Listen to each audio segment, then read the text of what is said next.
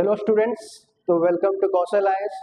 आज हम आए हैं नेक्स्ट सीरीज लेके, जो हमारा सीरीज जो चल रहा है बियॉन्ड हेडलाइंस। उसमें आज हम कवर करेंगे कुछ इंपॉर्टेंट टॉपिक्स, करंट अफेयर जो टॉपिक जो चल रहा है आपका 3 न्यूज़पेपर से, जो मैं कंसिडर करके हमेशा आपके लिए ला रहा हूँ, the Hindu, the Indian express and the times of India. तो आज जो टॉपिक्स है वो भी बहुत इंटरेस्टिंग होने वाला है बच्चों, तो वीडियो को पूरा एंड तक जरूर देखना, और पसंद आया तो इसको लाइक करो, सब्सक्राइब करो, अपने फ्रेंड्स के साथ जितना चाहे शेयर करो, क्योंकि जो मैं कंटेंट बना के ला रहा हूँ वो बहुत ही आपके सारे एग्जाम्स के लिए इंपॉर्टेंट है और बहुत इंफॉर्मेटिव वीडियो में ला रहा हूँ, उसको बहुत अच्छी तरीके से समझाऊंगा। तो देखो क्या है बच्चों, पहला जो हम टॉपिक डिस्कस करेंगे वो है आपका mad doctrine, create in India program, common practice in carbon standard and Namaste program. ये 4 टॉपिक पे आज हम डिस्कस करते हैं। ये सारे टॉपिक के बाद आपको एक प्रैक्टिस क्वेश्चन मैं दूंगा, जो आप वीडियो पॉज करके आप सॉल्व करके कमेंट बॉक्स पे क्लिक कर सकते हैं, ठीक है। और ये टॉपिक का जो भी टॉपिक है, इसका कंप्लीट पीडीएफ आपको डिस्क्रिप्शन बॉक्स में जो लिंक मैं भेजूंगा टेलीग्राम, ये ओपन टेलीग्राम ग्रुप है जिसमें हम डेली क्विज क्वेश्चन डालते हैं, डेली 5-6 क्वेश्चन हम डालते हैं, उसको भी आप टेलीग्राम ग्रुप ज्वाइन करके प्रैक्टिस कर सकते हैं, ठीक है। तो आज का आते हैं टॉपिक पे, पहला है मैड डॉक्ट्रिन। तो मैड डॉक्ट्रिन क्या होता है? इट इज ये जो न्यूक्लियर पावर स्टेट है, मैड का अगर आप फुल फॉर्म जानिए, म्यूचुअली अश्योर्ड डिस्ट्रक्शन, ठीक है। मैड जो है वो है mutually assured destruction.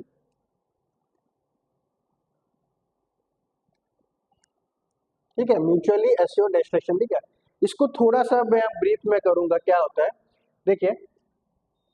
Nuclear weapon state के बारे में थोड़ा जाने। न्यूक्लियर वेपन स्टेट वर्ल्ड में क्या होता है, कौन कौन से है जो वर्ल्ड में न्यूक्लियर वेपन? एक तो हमारा यूएसए है, चाइना है, फ्रांस है, रशिया है, यूके है। ये रिकॉग्नाइज्ड है जो न्यूक्लियर वेपन स्टेट है। इसके अलावा भी क्या है, इंडिया है, पाकिस्तान, इजराइल भी आएगा आपका, ठीक है, और नॉर्थ कोरिया। तो ये सब हमारा न्यूक्लियर वेपन स्टेट माना जाता है। तो ऐसा जो डॉक्ट्रिन में क्या होता है, म्यूचुअल एश्योर्ड डॉक्ट्रिन में बोला गया है कि अगर कोई भी इनमें, ये जो सुपर पावर है, हम इनको सुपर पावर भी जानते हैं, या P5 कंट्री बोल सकते हैं, या सुपर पावर कंट्रीज बोलते हैं। तो अगर कोई भी super power country nuclear weapon से अगर दूसरे कंट्री पे अटैक करता है, तो वो जो जिस पे अटैक किया होगा, फॉर एग्जाम्पल अगर यूएसए और रशिया के बीच में, अगर यूएसए ने अगर अटैक कर दिया, न्यूक्लियर वेपन अटैक कर दिया रशिया पे, तो रशिया बाउंड है उस पे न्यूक्लियर वेपन अटैक करेगा, ठीक है। अब जब दोनों कंट्री जब न्यूक्लियर वेपन अटैक में आ जाएंगे, तो उससे क्या होगा, पूरा जो वर्ल्ड है वो डिस्ट्रक्शन फेज में आ जाएगा, वर्ल्ड का जो डिस्ट्रक्शन फेज में आएगा। इसीलिए एक कंसेप्ट इन लोग एक नॉन प्रोलिफरेशन ट्रीटी साइन किया आपस में, एनपीटी, नॉन प्रोलिफरेशन ट्रीटी, जिससे क्या बोलता है, they will not use their weapon first, nuclear weapon, ठीक है। डेटरेंस बनाए रखेंगे। ये पहला फर्स्ट नो पॉलिसी, ठीक है, फर्स्ट नो पॉलिसी। कोई भी सुपर पावर कंट्री अपने आप पहले न्यूक्लियर वेपन से अटैक नहीं करेगा, ठीक है, उसको बोलते हैं फर्स्ट नो पॉलिसी। तो अगर बट ये जो म्यूचुअल एश्योर्ड डिस्ट्रक्शन इसलिए न्यूज में आया है, रशिया यूक्रेन का कंसेप्ट में आया है, ठीक है। तो क्या हो रहा है, रशिया तो हम जानते हैं कि ये न्यूक्लियर वेपन स्टेट है, but Ukraine nuclear weapon state नहीं है। यूक्रेन को यूएसए सपोर्ट कर रहा है, यूएसए प्रोवाइड कर रहा है क्या, न्यूक्लियर वेपन्स, जिसके वजह से कैपेबल हो जा रहा है रशिया पे अटैक करने के लिए। तो रशिया ने बोला, स्टेटमेंट जारी किया है, ये हेल्प जो यूएसए कर रहा है यूक्रेन को, और यूक्रेन फिर रशिया में न्यूक्लियर वेपन का जो दहशत फैला रखा है, उसको बोला जाता है जॉइंट अटैक। तो ये जॉइंट अटैक का नाम रशिया दिया है। इसमें रशिया बोल रहा है कि जो भी यूक्रेन कर रहा है, हालांकि यूक्रेन तुम्हारा सुपर पावर नहीं है, सुपर पावरफुल कंट्री नहीं है, परमानेंट 5 मेंबर्स में भी नहीं है, बट इसको सपोर्ट मिल रहा है यूएसए से, तो Ukraine will be now considered as super power country या फिर न्यूक्लियर वेपन स्टेट कंट्री। तब रशिया क्या बोल रहा है, अगर यूक्रेन ने अगर वेपन यूज किया न्यूक्लियर वेपन, तो वो भी न्यूक्लियर वेपन यूज करेगा उन पर अटैक के लिए, ठीक है। ये बहुत बड़ा मुसीबत का बात है वर्ल्ड में, क्योंकि अगर हम देख रखे हैं 1945 का हिरोशिमा नागासाकी इंसिडेंट, जो आज तक पीढ़ी दर पीढ़ी जनरेशन क्या हो रहा है, जो डिसेबल पैदा हो रहा है, ठीक है। तो हम ऐसा कहीं वर्ल्ड वॉर 3 होना ना दे, खास करके न्यूक्लियर अटैक बिल्कुल भी होना ना दे, इससे पूरा ग्लोबल या फिर पूरा वर्ल्ड को खतरे में, ठीक है। तो ये टॉपिक था म्यूचुअल एश्योर्ड डिस्ट्रक्शन, वो आप देखोगे स्लाइड्स में, जैसे इसमें आप रेफर कर सकते हो अच्छे से। ठीक है, स्लाइड्स में सेम जो मैंने कहा वही पॉइंट्स है हमारा, यहाँ पे बात रखने का ये पावर है, ये पॉइंट इंपॉर्टेंट है इसमें। जॉइंट अटैक एक इंपॉर्टेंट है, क्या होता है जॉइंट अटैक, ठीक है। एंड जो कौन कौन सा न्यूक्लियर वेपन स्टेट्स कंट्रीज है, कौन किन किन ने नॉन प्रोलिफरेशन ट्रीटी साइन किया, ये देख सकते हैं आप। वीडियो को थोड़ा पॉज करके ये क्वेश्चन थोड़ा देख सकते हो, आंसर इसका कमेंट बॉक्स में आप कमेंट करिए, ठीक है। नेक्स्ट टॉपिक पे आते हैं हम, क्रिएट इन इंडिया प्रोग्राम। जैसा मोदी क्या करता है, हर मंथ में एक, हमारे प्राइम मिनिस्टर नरेंद्र मोदी वो हर मंथ में मन की बात प्रोग्राम एक लाते हैं रेडियो, ठीक है, जैसे रेडियो प्रोग्राम, जिसमें वो हमेशा कुछ ना कुछ इंपॉर्टेंट स्कीम या डिस्कशन करते हैं। जब आप एडमिनिस्ट्रेटिव सिविल सर्विस या कोई भी एग्जाम के लिए प्रिपेयर करें तो वो मन की बात प्रोग्राम को अच्छे से देखिए। मन की बात प्रोग्राम में जो भी वो कहते हैं उसको एक नोट करिए, वो बहुत इंपॉर्टेंट होता है एग्जाम पॉइंट ऑफ व्यू में। तो लास्ट कल जो एक मन की बात प्रोग्राम हुआ था उसमें एक रेडियो प्रोग्राम जो होता है create in India initiative, Narendra prime minister ने एक लाया था। What is create in India initiative, इसमें क्या होता है, जैसे आजकल ना फॉर्मल सेक्टर एम्प्लॉयमेंट के लोग कम जा रहे हैं, जैसे इंजीनियर है ना, डॉक्टर, या कोई भी फॉर्मल सेक्टर एम्प्लॉयमेंट में प्लांट इंजीनियर हो गया, आपका एमएसएमई में कुछ फॉर्मल जॉब करना चाह रहे हैं, कंप्यूटर इंजीनियर बनना चाह रहे हैं, साइंटिस्ट बनना चाह रहे हैं, तो ये सब फॉर्मल सेक्टर से हट के एक नया क्रिएटिविटी वाला जॉब सेक्टर स्टार्ट हुआ। जैसे क्या गेमिंग सेक्टर हो गया, एनिमेशन वाला सेक्टर हो गया, रील्स मेकिंग हो गया, है ना, सिनेमा फिल्म मेकिंग हो गई, अब ये सब सेक्टर पे लोग ज्यादा जा रहे हैं, प्रेफर कर रहे हैं, जॉब अपना ग्रोथ देख रहे हैं उस पर। तो ये क्या है, जो ये सब सेक्टर है, gaming, animation, reel making, film making, बहुत क्रिएटिविटी का सेक्टर है, ठीक है, और इनका वर्ल्ड लेवल पे बहुत रेवेन्यू पोटेंशियल है। तो ये सेक्टर पे कैसे हम एनहेंस करें, कैसे इसमें एम्प्लॉयमेंट अपॉर्चुनिटी बढ़ाए लोगों के लिए, इसके लिए ये प्रोग्राम लॉन्च किया गया है क्रिएट इन इंडिया, जहाँ पे क्रिएटिविटी 25 चैलेंज का डिक्लेरेशन किया गया है। 25 क्रिएटिविटी 25 चैलेंज, जहाँ पे लोग अपना कुछ इनोवेटिव कुछ वीडियो बनाएंगे या गेम प्रोड्यूस करेंगे, जिससे वो वर्ल्ड से इन्वेस्टमेंट अट्रैक्ट कर सकते हैं और एम्प्लॉयमेंट सीख कर सकते हैं, ठीक है। तो क्रिएट इन इंडिया प्रोग्राम में देखो किस किस सेक्टर को दिया गया है, क्यों न्यूज में है, because it is monthly Mann Ki Baat radio program regarding create in India program. इसमें क्या हो रहा है,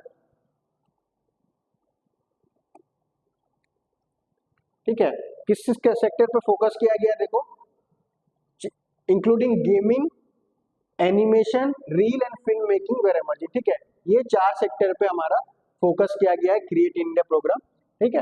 क्वेश्चन ऐसे आ सकता है आपका, देखो, टू पार्टिसिपेट 25 चैलेंजेस, ये जो क्रिएट इन इंडिया है जो इनिशिएटिव है, कौन सा मिनिस्ट्री लिया है, that is ministry of information and broadcasting, ठीक है। इस टाइप से भी क्वेश्चन आता है, कौन सा मिनिस्ट्री ने इसको लॉन्च किया, that is ministry of information and broadcasting, इसने ये क्रिएट इन इंडिया का प्रोजेक्ट लॉन्च किया है, ठीक है। तो आजकल आप देख ही रहे होगे यूट्यूब में इतने सारे रील्स आता है ना, लोग काफी अच्छा अर्न करते हैं, रेवेन्यू इनकम जनरेट करते हैं, अच्छे अच्छे इंजीनियर लोग उससे मतलब कम कमा रहे हैं। तो ये सब क्रिएटिविटी का एनवायरनमेंट है जिसपे इंडियन गवर्नमेंट बहुत फोकस कर रहा है, क्योंकि वर्ल्ड में रेवेन्यू पोटेंशियल इस इंडस्ट्रीज का बहुत है, ठीक है, अनइमेजिन आप कर भी नहीं सकते कितना पोटेंशियल है सब सेक्टर में, ठीक है। एंड ऑब्वियसली जॉब क्रिएशन इसमें बहुत ज्यादा होता है। ये क्वेश्चन आप है, आप देखिएगा, उसको सॉल्व करिएगा और कमेंट बॉक्स में जरूर आंसर आप दीजिए, ठीक है। आप, मैं देख रहा हूँ आप लोग खाली वीडियो देखते हैं बट लाइक नहीं कर रहे, सब्सक्राइब नहीं कर रहे, एटलीस्ट आंसर करिए जो आपके लिए हेल्पफुल रहेगा एग्जामिनेशन क्रैक करने में, ठीक है। थर्ड टॉपिक जो लाया हूं मैं, कॉमन प्रैक्टिसेस इन कार्बन स्टैंडर्ड, इसको जो थोड़ा समझने के लिए आप देखिए क्या होता है कॉमन प्रैक्टिस इन कार्बन। तो बहुत सारे जो एक हमारा प्रोग्राम है, वर्ल्ड वाइड प्रोग्राम है, अफॉरेस्टेशन, रिफॉरेस्टेशन एंड रीजनरेटिव, ठीक है, रीवेजिटेशन।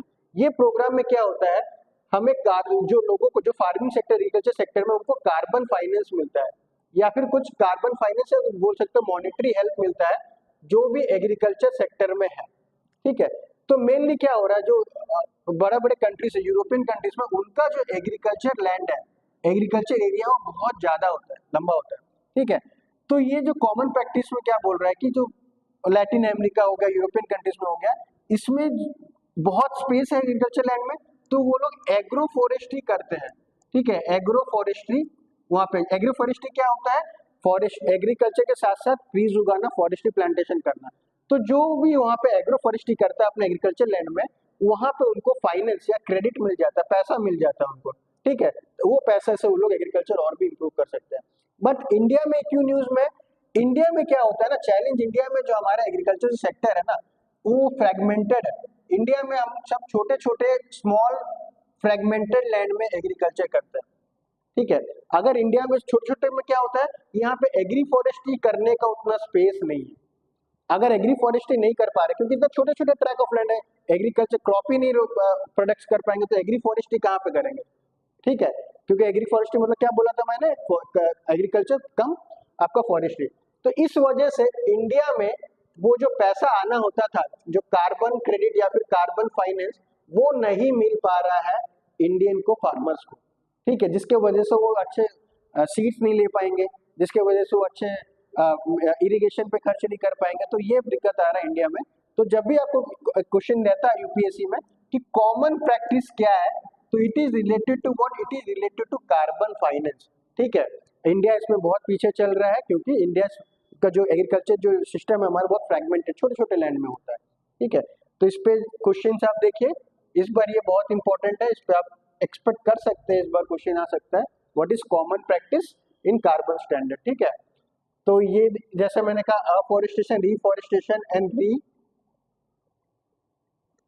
Afforestation, deforestation and revegetation initiative, इसी के तहत हमें कार्बन फाइनेंस मिलता है जो कि इंडिया मिस कर रहा है, ठीक है, because of small land fragmentation. तो कंप्लीट करते हैं इस क्वेश्चन है, ये आप देख सकते हैं क्वेश्चन, इसको आप देखिए, बहुत ही यूपीएससी का क्वेश्चन है, वो बहुत अच्छा क्लासिक क्वेश्चन है, इसको आप प्रैक्टिस करिए। देन लास्ट आते हैं टॉपिक स्लाइड में, नमस्ते प्रोग्राम, ठीक है। नमस्ते प्रोग्राम ये एक्चुअली देख रहे हो आप, पिक्चर में ही देख रहे हो क्या है, देखो जो भी मैनुअल स्कैवेंजिंग है, ठीक है, मैनुअल स्कैवेंजिंग सैनिटेशन जो होता है ड्रेनेज, उनको आज तक ह्यूमंस लोग साफ कर रहे हैं, ठीक है। ये बहुत ही दुखनीय बात है, और इतना टेक्नोलॉजी आने के बाद भी लोग अपने हाथ से वो साफ कर रहे हैं, मैनुअली स्कैवेंजिंग कर रहे हैं। रिपोर्ट इसलिए ये न्यूज में है कि देख रहे हैं आप यहाँ पे 92% worker 92% worker cleaning urban sewer septic tank belonging to SC, ST, OBC, जो मार्जिनलाइज सेक्शन है इंडिया में, वो लोग को ही टारगेट किया जा रहा है, वो लोग कुछ पैसे के लिए अपने हाथों से सेप्टिक टैंक ड्रेनेज सिस्टम साफ कर रहे हैं, ठीक है, जिनसे उनका बहुत डेथ हो रहा है, ठीक है। तो ये आपका सोशल जस्टिस चैप्टर में आ सकता है, सोसाइटी के चैप्टर में आ सकता है। ये जो मार्जिनलाइज सेक्शन है उनको टारगेट किया जा रहा है, वो लोग अपने हाथ से मैनुअल स्कैवेंजिंग कर रहे हैं। तो गवर्नमेंट ने एक स्कीम लाया था, दैट इज नमस्ते स्कीम। उसके तहत नमस्ते का फुल फॉर्म क्या देखिए, national action for mechanised sanitation ecosystem और द नमस्ते, ठीक है। इसमें गवर्नमेंट प्रमोट करता है mechanisation of in sanitation cleaning program, machine use करो, टूल्स यूज करो, प्रॉपर गियर यूज करके आप सैनिटेशन या ड्रेनेज सिस्टम साफ करो, ना कि अपने हाथ से नेकेड हैंड से आप साफ करोगे, जिससे वो बीमारी का बहुत चांसेस बढ़ता है, लोगों का डेथ भी होता है ड्यू टू एस्पाइरेशन, ठीक है, बहुत हार्मफुल गैसेस रिलीज होता है। तो इसलिए ये प्रोग्राम लाया गया था, national action for mechanised sanitation, जहाँ पे यूज करेंगे टूल्स, प्रॉपर गियर्स, ठीक है। कौन ये प्रोग्राम को इम्प्लीमेंट करता है, नेशनल सफाई कर्मचारी फाइनेंस एंड डेवलपमेंट कॉर्पोरेशन, ये है जो इस प्रोग्राम को डेवलप करता है, मॉनिटर करता है और ट्रैक करता है कि इसका स्टेटस क्या है, ठीक है। तो ये प्रोग्राम आपका, ये स्कीम में आपका इंपॉर्टेंट हो सकता है क्वेश्चन, ठीक है। कौन सा मिनिस्ट्री अगर आपसे पूछेगा तो again it is important, this program is done by ministry of social justice and empowerment, ठीक है, गवर्नमेंट का मिनिस्ट्री है, this is done by this. तो ये क्वेश्चन आप सॉल्व करिए, ठीक है, कमेंट बॉक्स में जरूर आंसर करिए, वीडियो को जितना हो सके आप अपने फ्रेंड्स के सामने फैलाइए। ऐसे ही में आप, ये हमें क्या प्रेरित करता है और भी टॉपिक्स लाने, मतलब वीडियोस बनाने के लिए, और हम इससे अच्छा अच्छा कंटेंट आपको डिलीवर करेंगे। स्टे ट्यून रहिए हमारा बियॉन्ड हेडलाइंस प्रोग्राम पे। Thank you.